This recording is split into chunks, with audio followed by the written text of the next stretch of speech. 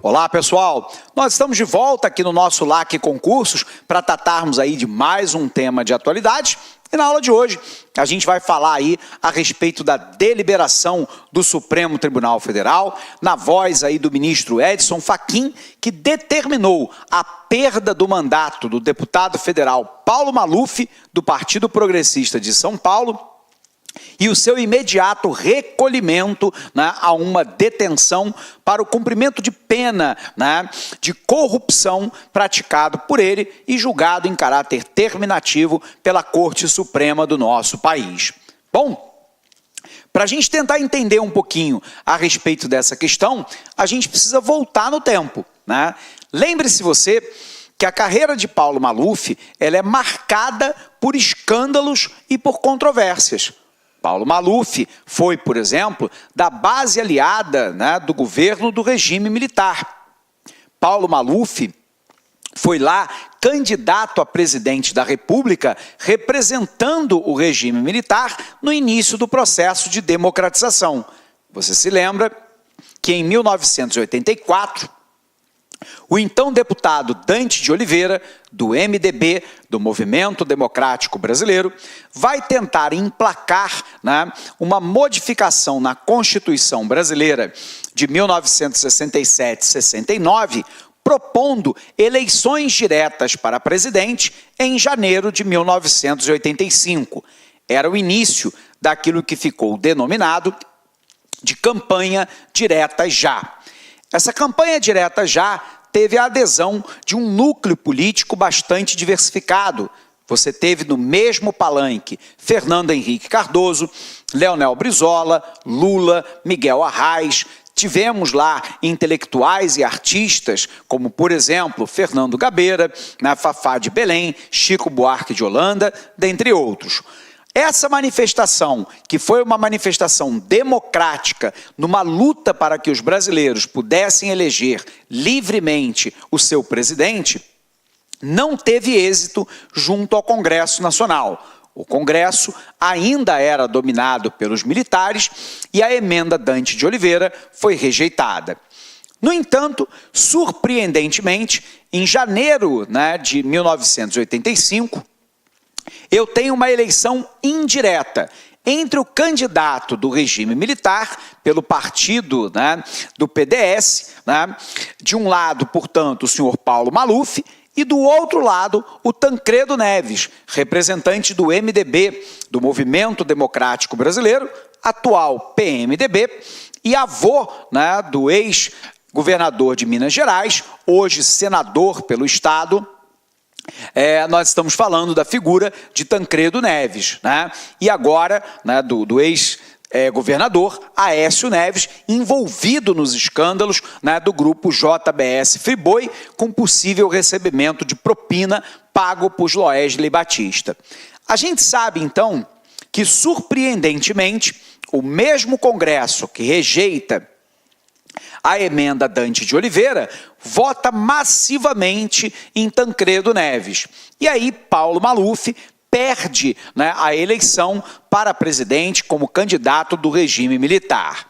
Passado então a ditadura militar, a gente se recorda que Tancredo Neves, infelizmente, um dia antes da posse, baixa o Hospital de Base de Brasília e nunca mais sairá do meio hospitalar. Ele vem a falecer poucas semanas depois. E aí assume o vice, que era José Sarney. José Sarney, hoje no PMDB, mas que outrora fora líder da bancada do regime militar no Congresso Nacional.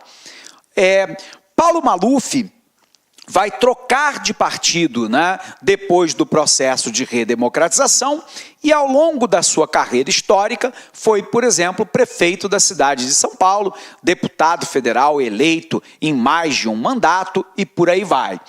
Durante a sua carreira política, ele sempre se envolveu em grandes escândalos de suspeita de corrupção. Em São Paulo, né, quando foi prefeito e pela qual ele foi condenado agora pelo Supremo Tribunal Federal, ele foi acusado, né, de desviar milhões de reais de obras públicas da capital paulista, onde parte desse dinheiro foi parar numa conta na Suíça, onde você tem a assinatura dele, da esposa dele e do filho dele. O beneficiário é ele, a esposa e os filhos, num total desviado de mais de 40 milhões de reais, da qual Paulo Maluf diz que o dinheiro não é dele e que ele nunca abriu conta naquele país. É uma situação sui generis, né? Você tem uma conta com 40 milhões de reais, a assinatura é sua, beneficiário é sua esposa, seu filho e você diz que a conta não é sua porque não foi você que abriu. Então, quem abriu? Quem foi o beneplácito que abriu uma conta com 40 milhões de reais na Suíça? Ponto é que Paulo Maluf vinha sendo seguidamente investigado, né, e denunciado junto ao Supremo Tribunal Federal, já que, como deputado federal, ele tem o chamado foro por prerrogativa de função, também conhecido como foro privilegiado.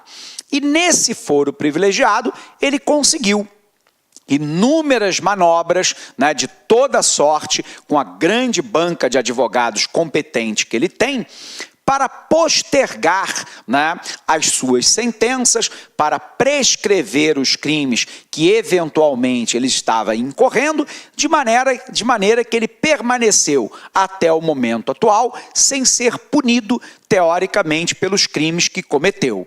Bom, essa situação acabou de acabar. Em abril de 2017, em caráter terminativo, o Supremo Tribunal Federal julgou um dos casos que Paulo Maluf foi acusado pelo Ministério Público de corrupção ativa.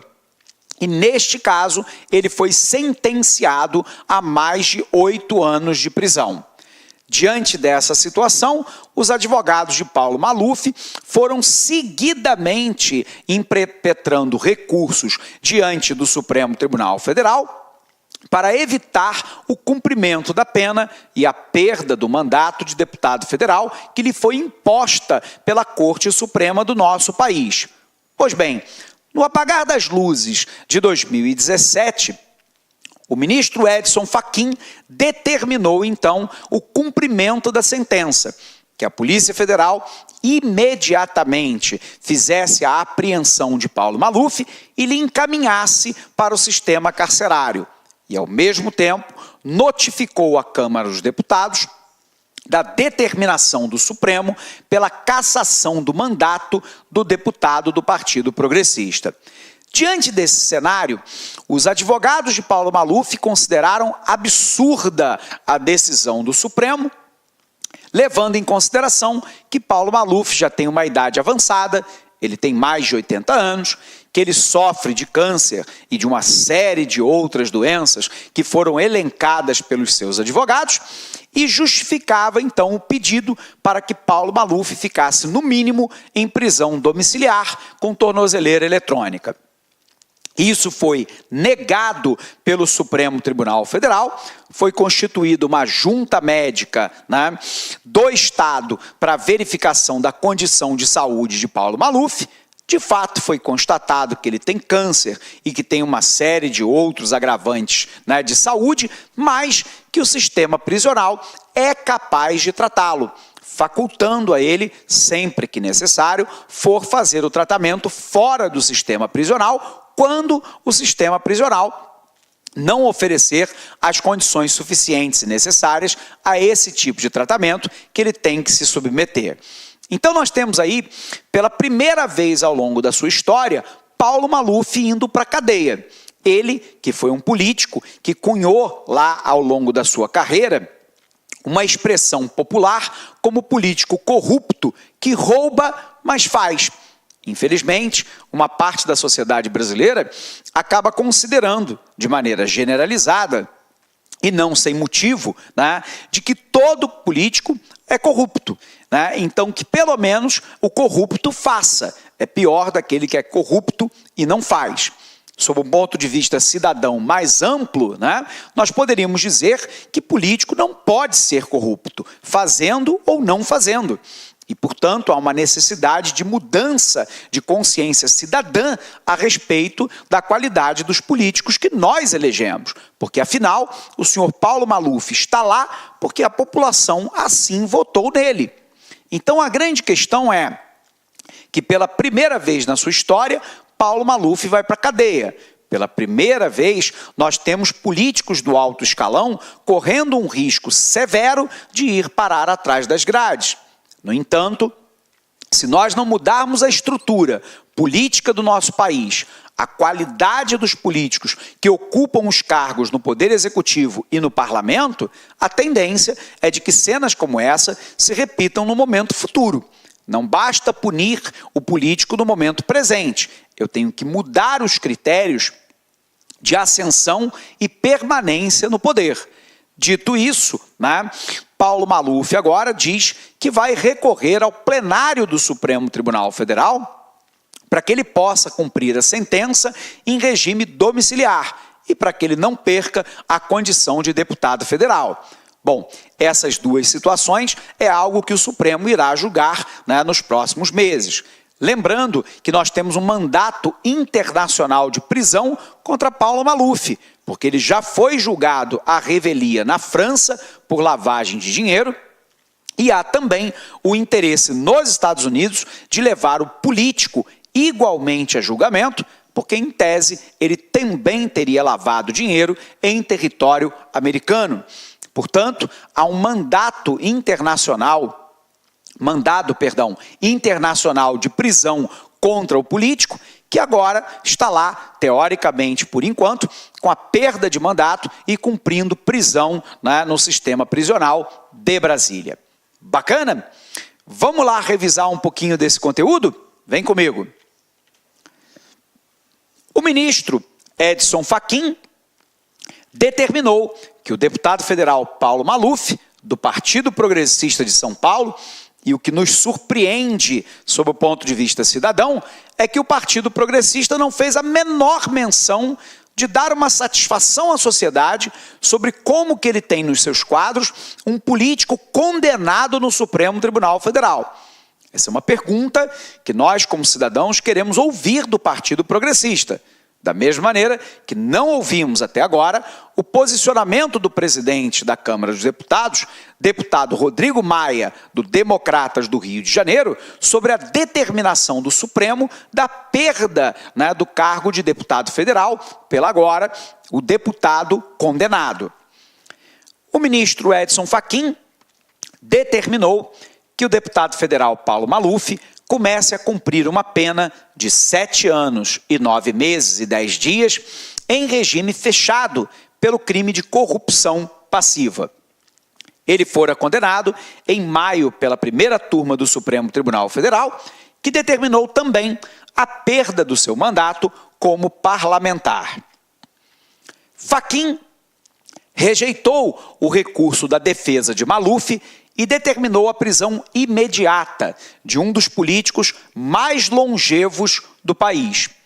De acordo com a denúncia apresentada pelo Ministério Público Federal, Maluf, que hoje tem 86 anos, usou contas no exterior para lavar dinheiro desviado da prefeitura no período em que comandou a capital paulista entre os anos de 93 e de 1996.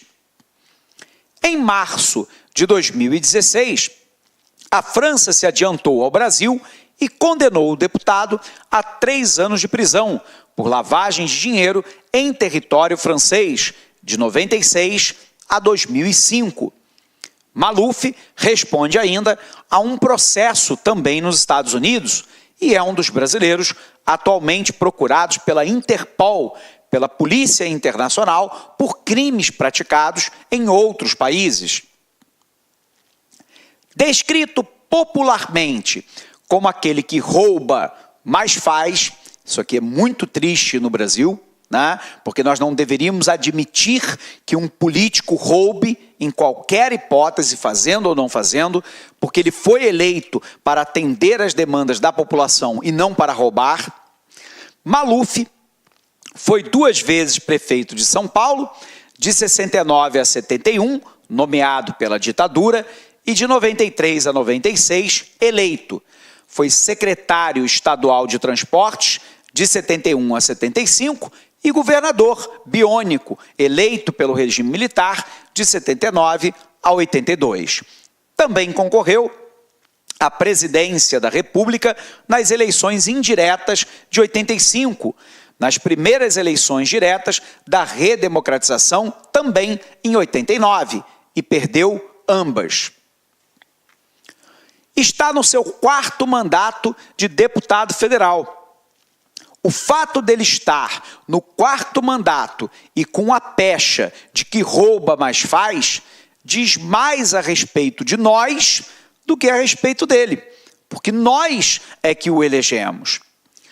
Ele está lá no seu 4º mandato de deputado federal, sendo o 3º consecutivo.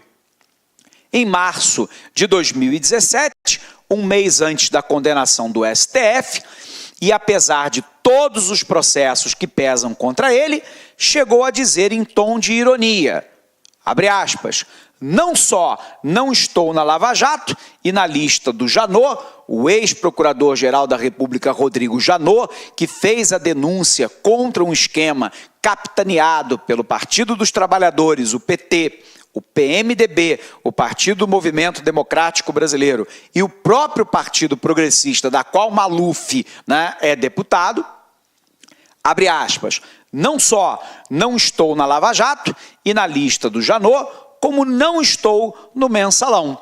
Então, de maneira irônica, como se ele não respondesse lá a uma série de processos de corrupção ativa e lavagem de dinheiro, sendo inclusive procurado internacionalmente. Essa é uma das tragédias da política brasileira, que acaba elegendo essa qualidade de político, que rouba, e muitas vezes não faz, como o próprio nome o diz, rouba não faz, ou rouba e faz, mas rouba mais do que faz, e na verdade o preço é pago pelo conjunto da sociedade brasileira. Ok? Bom, pessoal, encerramos essa aula por aqui.